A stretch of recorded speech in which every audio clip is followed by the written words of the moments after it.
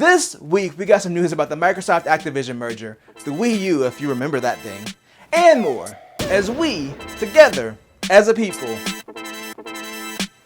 check it out!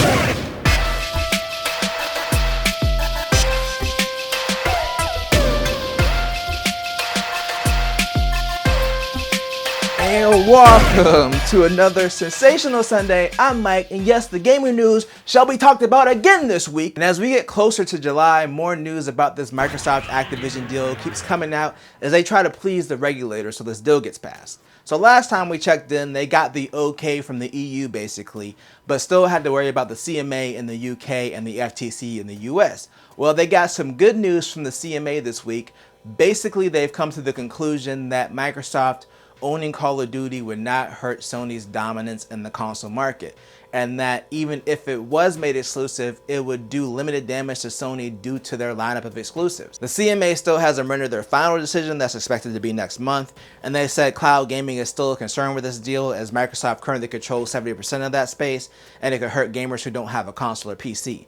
Microsoft did recently sign a 10-year deal with Nvidia to bring Call of Duty and Xbox exclusives to their streaming service GeForce Now, so we'll have to see if these deals are enough to please the CMA on the cloud gaming front. Now I'm going to go into my personal opinion on this acquisition because I've been saying since this deal was announced I've had mixed feelings about it. I don't want to see all of the major publishers and studios owned by a handful of companies. I think that would hurt competition in gaming. However, I feel that Sony's arguments on Call of Duty were ridiculous. I don't think that a scenario where Call of Duty wasn't on PlayStation that many people would switch to Xbox for that one game. I mean, they basically steamrolled the Xbox One in sales last generation, and they have done a way better job of creating compelling exclusives for their system than Microsoft has. I mean, Sony pretending that one game would do significant damage to their brand is stupid. I mean, look at how well the Switch is sold without having a mainline Call of Duty game on the console. So a part of me feels like the deal could be a bad omen for things to come regarding developers and publishers getting bought up by bigger companies, but Sony's argument just seems to be an attempt for them to remain dominant in the console space. But maybe I'm being too hard on Sony.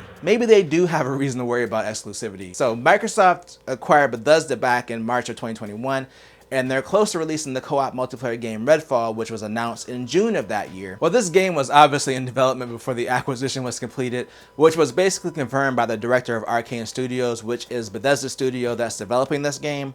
So the studio's director, Harvey Smith, did an interview with IGN France recently and basically confirmed that prior to their acquisition by Microsoft, a PS5 version of the game was in development but was scrapped. The direct quote from Harvey Smith states, "We got bought by Microsoft and that was a huge sea change. They said no PlayStation 5, we're just going to do Game Pass, Xbox, and PC." Obviously, this looks bad on Microsoft considering that they're trying to convince these regulators that they won't make Call of Duty exclusive if they buy Activision. Basically, Microsoft responded by saying that they haven't pulled any games from PlayStation, which technically is true because the game wasn't announced for the system, it was just canceled in development. And they stated that they still honor the timed exclusives with Sony for Deathloop and Ghostwire Tokyo, and have continued to support any games released on PlayStation prior to the acquisition. So yeah, it's definitely poor timing for that statement to be made during this Activision deal, but ultimately I don't think it'll affect the decision from the regulators too much. Also, they never promised prior to the acquisition that Bethesda's games would remain multi-platform like they are with the future Call of Duty games. Either way, we'll see how this affects Microsoft as more Bethesda games come out like Starfield and Elder Scrolls 6. We may see public opinion sway once some of their more anticipated titles release. Or maybe they won't really face any backlash like Nintendo with the shutdown of the Wii U and 3DS stores on March 27th. And that's what we're talking about in our final story. It is kind of weird how Nintendo is able to shut down these storefronts and no one really makes a big deal about it.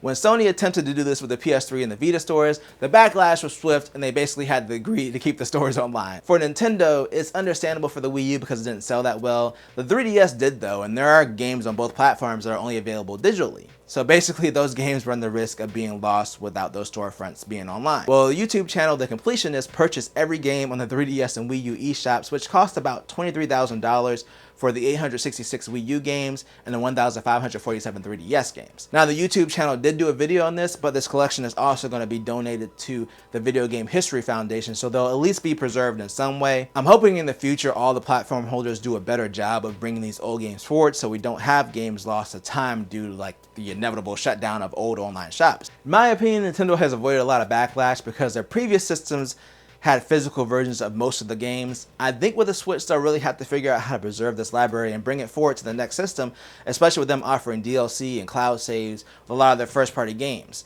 So hopefully this will be one of the last times someone has to do a video where they buy all of the games off of a digital storefront before it goes offline. But with that being said, I'm taking myself offline for the day. But let me know what you think down below.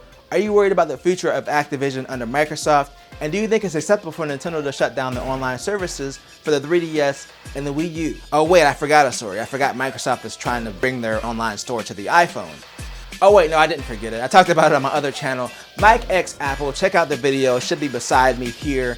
Subscribe to that channel for the Apple news. And if you enjoyed this video, then make sure to tell a friend, tell a coworker, like, share, and subscribe, and hit the bell notification to be notified when I drop a video or a live stream. And always do at least 2 things at the same time.